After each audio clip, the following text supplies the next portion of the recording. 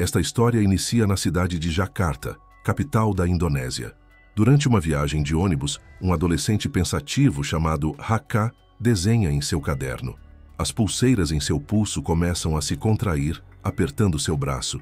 Ele as vê de uma forma estranha e depois olha em volta com preocupação, mas tudo está aparentemente normal. De repente, ele sente um desconforto na nuca e, nesse momento, podemos ver uma mulher grotesca olhando para ele bem de perto. Sem perceber a presença, Haka decide continuar desenhando. Logo, 2 alunos de sua escola sobem no ônibus e o reconhecem, decididos a incomodá-lo. Um deles pega seu caderno enquanto o outro o segura.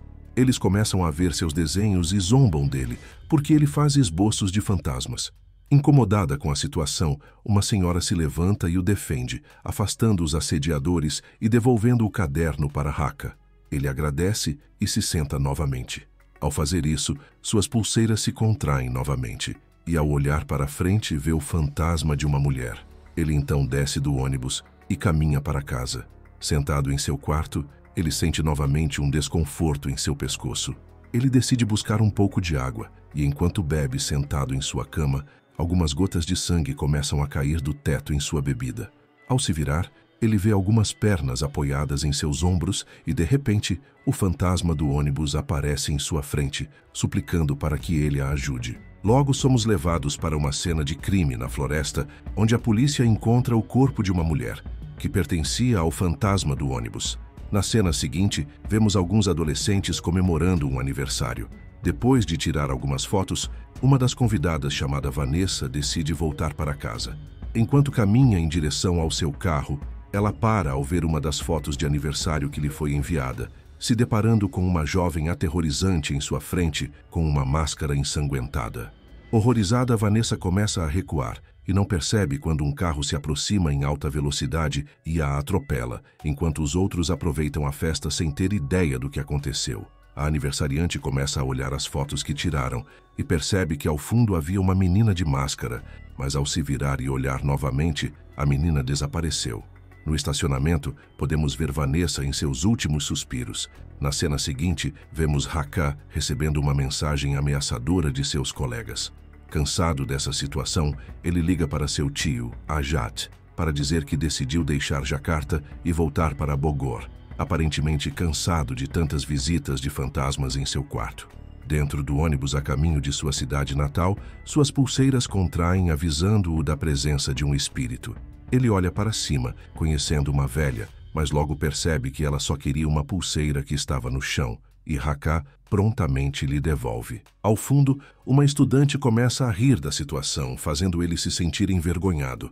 Chegando em Bogor, Haka desce do ônibus atrás da jovem estudante, pois está chovendo. Ele pega um guarda-chuva e se aproxima para cobri-la educadamente.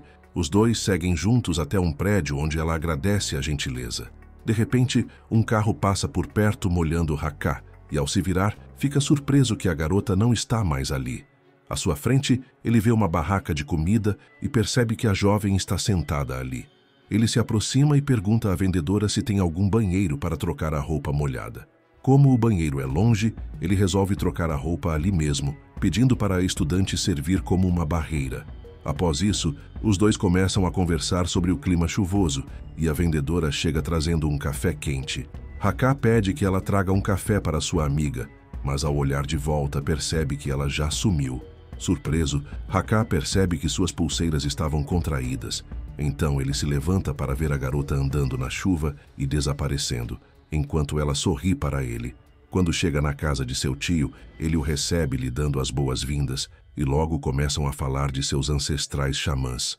Aparentemente, tio e sobrinho conseguem ver e falar com fantasmas, um poder passado de geração em geração.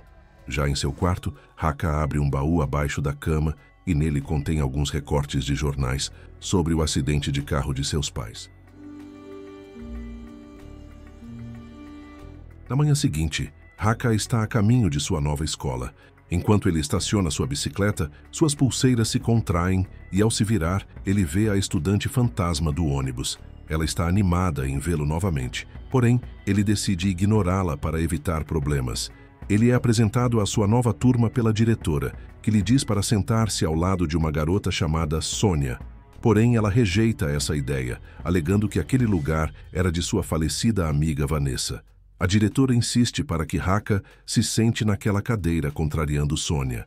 Durante a aula, suas pulseiras se contraem novamente. Ao olhar em volta, ele vê no reflexo da janela um espírito maligno e, instintivamente, começa a desenhá-lo. Sônia percebe seu medo e olha para ele confusa. Nesse instante, Dodit, o namorado de Sônia, bate em suas costas, fazendo ele sair do transe, incomodado pelo fato de Haka estar olhando demais para sua namorada. Sônia pega o caderno para ver o que ele estava desenhando, gritando de susto porque ela reconhece o fantasma. Na cena seguinte, vemos uma estudante chamada Lisbeth, preocupada porque seu cachorro desapareceu. De repente, ela ouve alguns latidos no quintal e resolve sair para procurá-lo. No jardim, ela encontra apenas sua coleira e, ao pegá-lo, ela vê algumas gotas vermelhas caindo sobre ele. Ao olhar para cima, vê um balão pingando, que logo explode enchendo-a de sangue. Nisso, a jovem grita, e ao tentar voltar para casa, se depara com a fantasma mascarada. Apesar de sua aparência franzina, Lisbeth ainda tenta se defender, porém a entidade a leva embora e a mata. 2 dias se passaram desde que Lisbeth sumiu, e a diretora pede a Haka que chame Sônia em seu escritório. Depois de avisá-la que a mãe de Lisbeth e uma policial estão com a diretora, ele tenta ir embora, mas é impedido por Dodit e seus amigos. Mexendo em sua bolsa, eles rasgam o desenho da fantasma mascarada e o forçam a engolir o papel. Enquanto se recupera, ele é ajudado pela estudante fantasma, que lhe diz que precisa da ajuda dele, porque ela não se lembra de seu passado e nem de seu nome, mas ele não acredita nela. No caminho, ele encontra Sônia e sua amiga Nara, que lhe fazem perguntas sobre a fantasma mascarada. Porém, antes de responder, Dodit e seus amigos chegam e o encurralam. Eles o forçam a mentir para Sônia que não consegue ver fantasma algum e o mandam ir embora. Depois, a estudante fantasma aparece para ele de novo, mas como ele não a quer por perto, os dois começam a discutir. Na próxima cena, vemos que Nino está jogando em seu computador e, ao fundo, a porta se fecha misteriosamente. Ele abre a porta novamente e volta a jogar, quando de repente falta energia em sua casa. Nesse momento, ele recebe a visita da fantasma mascarada, que coloca um saco em sua cabeça e a bate contra a mesa, até que ele morra. No dia seguinte, Haka se preocupa porque não sente a presença da estudante fantasma. Ele começa a procurá-la quando sua pulseira se contrai. Ao tentar entrar em um prédio isolado da escola, é surpreendido pelo zelador, Dudung, avisando que ali é proibido os alunos irem. Ele então segue até a rodoviária, na esperança de encontrá-la.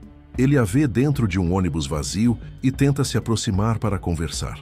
Após pedir desculpas a ela, dizendo que precisa dela como amiga, os dois se reconciliam. Enquanto volta para casa, Haka concorda em ajudá-la a relembrar seu passado e seu nome.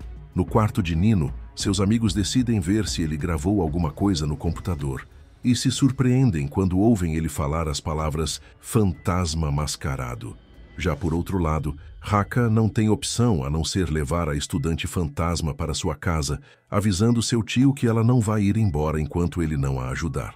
Após as aulas, Haka e a estudante fantasma passam o tempo sempre juntos. Ele lhe dá o nome de Windy. Durante o jantar, seu tio o lembra de algo importante. Windy teh setan, bukan orang. No dia seguinte, o professor entrega os resultados do teste antes do exame final, e Erling obtém a nota máxima, gerando inveja em Sônia.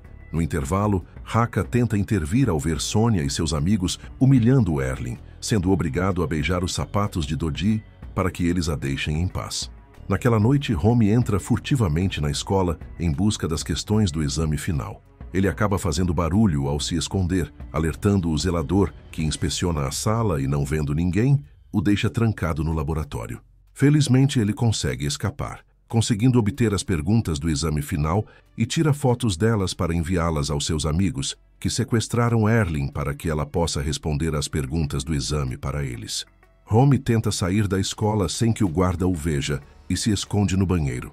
Ele começa a ouvir a voz de Nino vinda de um cubículo, se deparando com Lisbeth, que na verdade era a fantasma mascarada disfarçada. Desesperado, ele liga para seus amigos, mas eles resolvem não atender, e a ligação é interceptada por um espírito que afirma ser alguém chamada Ginny. Isso o deixa perplexo e, segundos depois, Romy é assassinado brutalmente.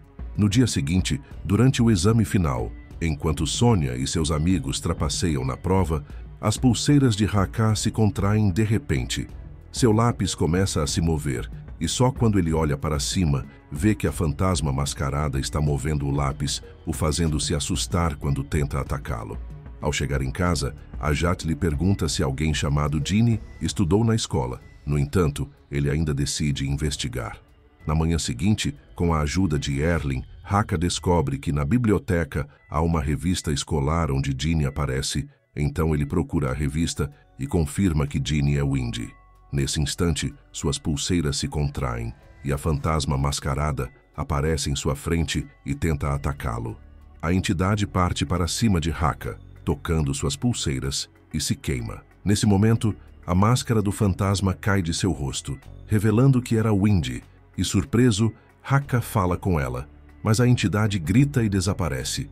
Ainda atordoado, ele procura por Windy nos corredores da escola e a confronta.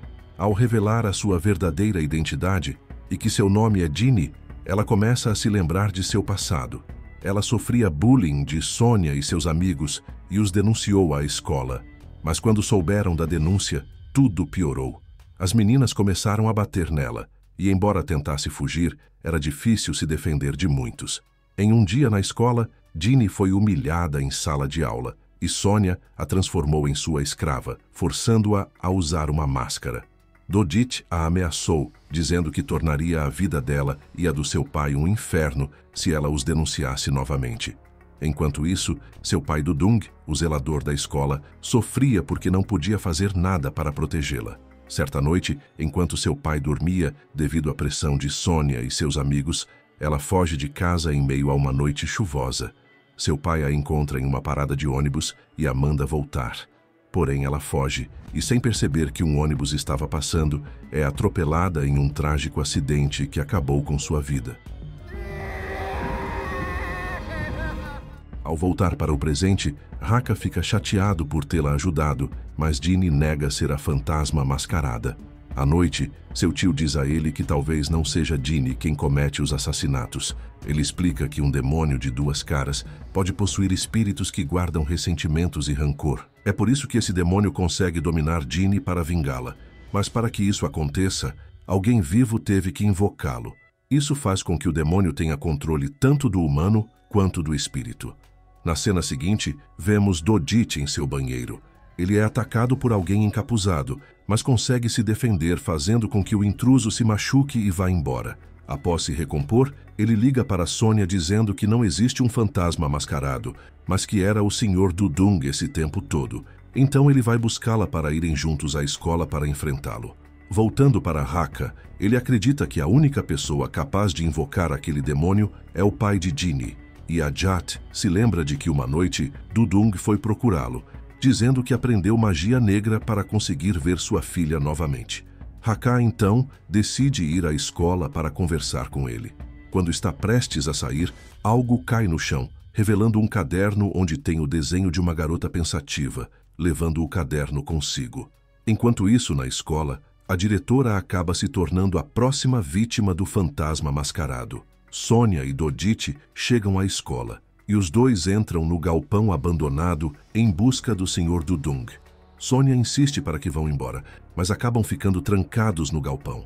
Logo percebem um armário emitindo uma luz vermelha, com as portas tremendo. Movido pela curiosidade, Dodit se aproxima do armário, mas antes de chegar ele é atacado por alguém. Sônia observa com terror, enquanto seu namorado é espancado até a morte com uma chave inglesa. Assustada, ela vê que o Sr. Dudung está possuído pelo fantasma mascarado e começa a pedir perdão pelo que ela e seus amigos fizeram, porém é espancada até a morte pelo homem possuído.